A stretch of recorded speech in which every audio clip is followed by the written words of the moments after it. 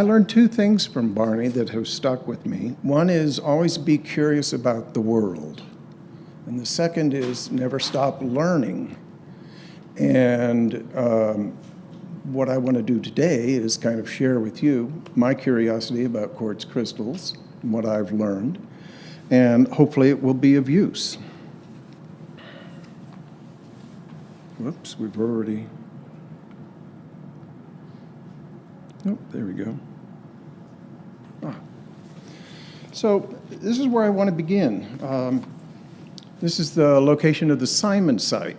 It's a Clovis age cache that was discovered in early 1961. The location here is just at the south end of the Sawtooth Mountains. Camas Prairie is a large intermontane basin, relatively flat, roughly at an elevation of about 5,000 feet. The events, what happened was that in the late summer of '61, W.D. Simon and his son uncovered a large cache of stone tools while grading the entrance road to their farm. Mr. Simon and his son gathered up 33 spectacular artifacts from the roadbed. This included a large assortment of very large bifaces, small bifaces, blanks, point preforms, and 5 beautifully finished Clovis points. Also of note were 4 bifaces made out of quartz crystal.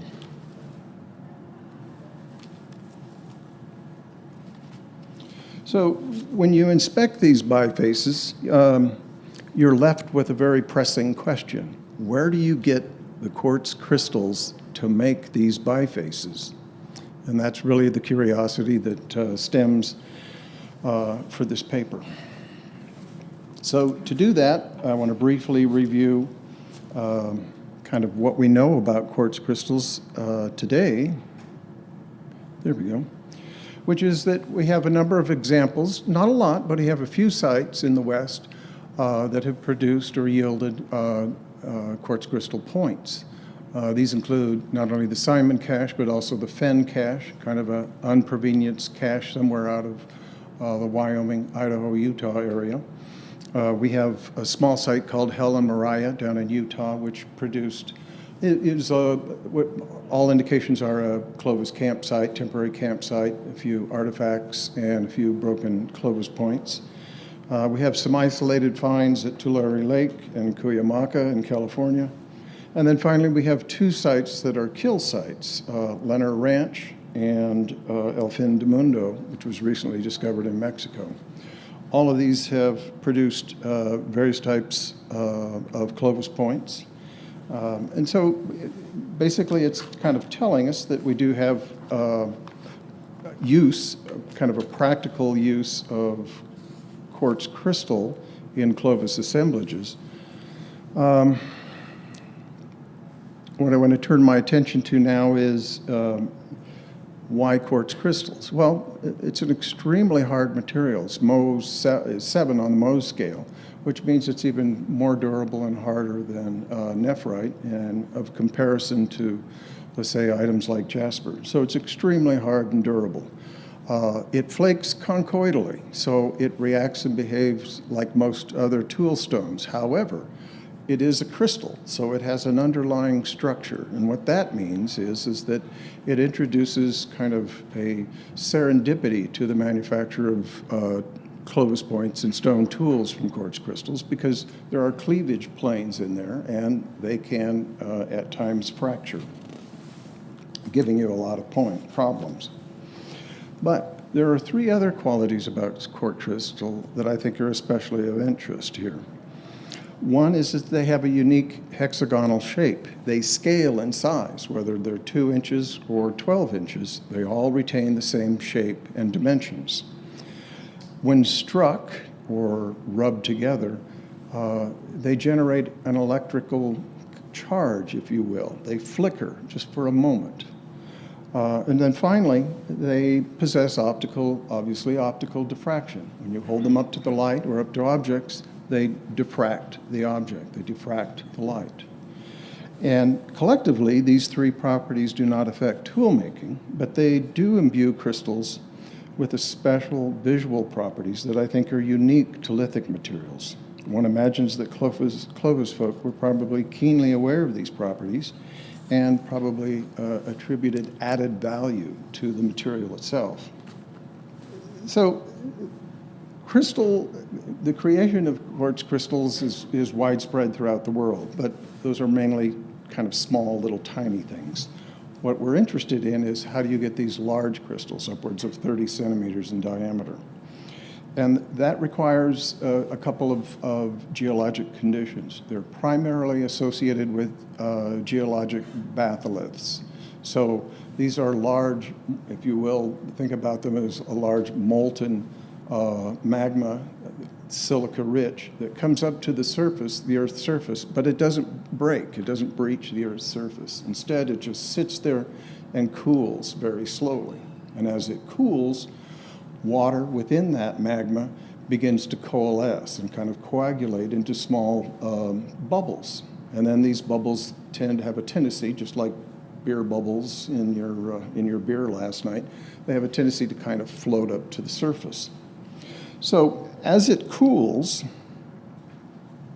these bubbles begin to coalesce and allow crystal growth inside the bubbles. These are called mirrolitic cavities. And these mirrolitic cavities can range in size from a few centimeters to upwards of meters in diameter. So we now can kind of narrow down the location of these large quartz crystals tied to these batholith deposits.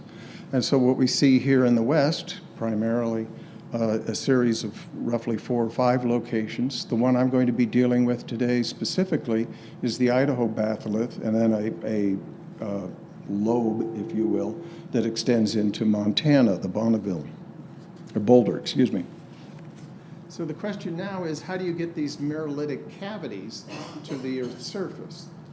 And the way that occurs is through, as we'd expect, the process of weathering, erosion, glacial activity.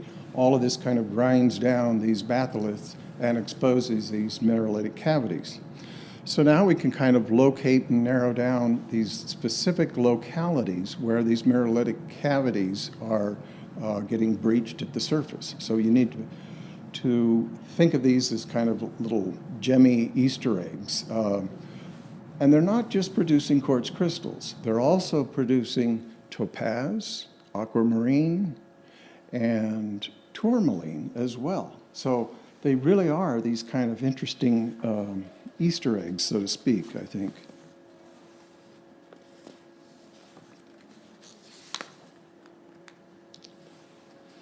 So I want to visit one locality specifically in the Sawtooth because I think it illustrates and gives us a good idea of how these cavities are sourced as well as how they are accessed. This is the Sawtooth Mountain area. It's a massive batholith exposed batholith, roughly 550 square miles. It's probably 50 million years in terms of age of erosion and uplift and everything else that has brought it up. But it has one locality with an extremely dense concentration of mirrolitic cavities. This is Stanley Basin. Redfish Lake is up at the top, and all of the localities producing these mirrolitic cavities are all plotted on the map there, and we'll come back to this later on.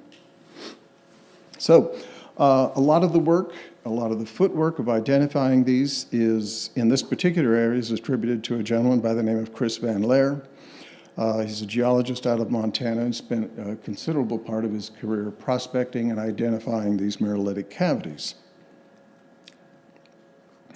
And what's interesting about these is as they are broken open, the diagnostic signature within a lot of these glacial valleys is a small plant or a small tree growing outside of a granite face.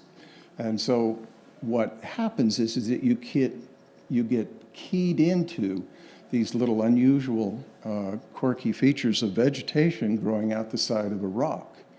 And probing that allows you to kind of empty out the contents and discover all of these quartz crystals and quartz crystals and all these other gemstones. As I said, these cavities can be quite large. The upper arrow is pointing to an opened cavity, and the lower arrow is pointing to a backpack that I want you to see for scale. And these are the haul of quartz crystals that were removed from that particular mirrolitic cavity. This is the same location, Lake Kramer, and this is a day's haul that Chris and his associates removed from several mirrolitic cavities in and around the lake. It's truly pretty remarkable. Chris was not the only one identifying these. Another gentleman, a rock climber, if I can read his name, Ray Brooks, encountered an extremely large mirrolitic cavity while doing rock climbing in the region. So what you see on the left is the interior that they could literally walk into, and on the right, he's holding the one crystal that they removed from that cavity, begging the question of how do you pack that out of the mountains from 10,000 feet? But the upshot here is, and what I want to get across from you is that I guess the first conclusion you can draw is that we've got Clovis, potentially we have Clovis people up between 8,000 and 10,000 feet where these crystals are restricted, and opening up these crystals and hauling this stone out. That's one possibility. The other is that we've got an interesting glacial terrain here that I think is very helpful in terms of redepositing these quartz crystals down into a series of terminal moraine lakes on the east flank of the Sawtooth Mountains.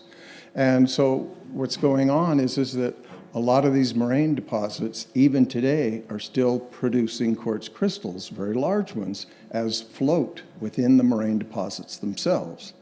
So it may not be necessary to access these high areas to directly procure quartz crystals, but rather you can kind of prospect the moraine deposits, for float. So a number of quick conclusions that I can draw here from all of this is that we've got an extremely limited distribution of these quartz crystals. Geographically, we have very discrete areas and not very many of them. Much of them are being produced in this particular area between 6,000 and 10,000 feet, probably collecting from secondary sources as float, but that's not to say that people could access that area. Collecting probably is incidental to summer camping and hunting and activities and gathering. And finally, there's certainly continued inference about the deep knowledge that people had, Clovis in particular, of this particular area. So now, what I want to do now is kind of take a turn, so to speak, and talk a little bit more about the implications, if I can get to it. Thank you. And this is kind of the second part of this paper, and that is what I would like to call the abstraction of mineral properties. I want to close this paper by considering why quartz crystals are incorporated into the Clovis toolkit. The presence of crystal projectile points in kill sites such as Leonard and El Fin de Mundo seems an obvious example of utilitarian use. Yet, when you examine the contents of Clovis caches from the western U.S., Simon, East Wenatchee, Drake, McHaffey, and Fenn, there seems to be symbolic expressions at work. Exaggerated tool size, ochre use, strong preferences for high-quality exotic materials. This goes beyond everyday practical needs. It reflects a keen interest in the aesthetics of color, pattern, texture on the part of the makers. Because the exotic materials are derived from a landscape steeped in spiritual significance, it's likely that these tools also possessed deeper symbolic meaning.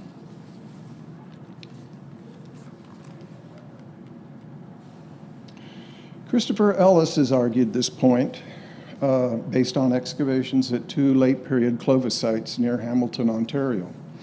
At the Caradoc site, Deller and Ellis excavated an artifact concentration just beneath the plow zone. It contained a sizable collection of broken bifaces and Clovis points.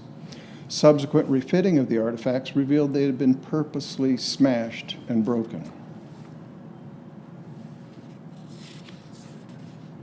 At the nearby Crowfield site, Deller and Ellis again uncovered an oval pit feature on a low knoll containing 30 fluted bifaces, 49 unfluted preforms, and 16 bifacial knives. Analysis of the recovered artifacts indicated they had carefully been placed in the pit and then severely burned, resulting in the artifacts displaying fire breakage and severe pot-lidding. Deller and Ellis also argue the deliberate destruction of Clovis-age tools at these two sites represents the purposeful ritual behavior. As Ellis later stated, superb evidence that stone tools had a deeper meaning to Paleoindians. I certainly agree with Ellis that deeper meaning lies behind many of these tools and materials used by Clovis.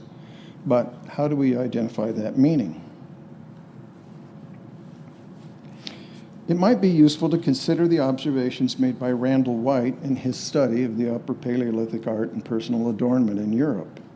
White found that rare and exotic materials were used in the manufacture of Aurignacian ornamental objects, or personal ornaments, which were employed metaphorically to establish and communicate social identity. In examining the types of raw material used in ornamentation, he noted distinct regional preferences for the use of specific animal teeth. So we had, for fox teeth, predominant in France, Belgium, Germany. Red deer were used in Spain and Italy, and in Czechoslovakia, it was beaver teeth. Attesting to the significance of the material type, White even noted the use of facsimiles. In the absence of deer teeth, elephant ivory was purposefully carved into the shape of red deer teeth. While White suggests the Aurignacians were carefully selecting and displaying specific animal teeth, which they considered magically powerful.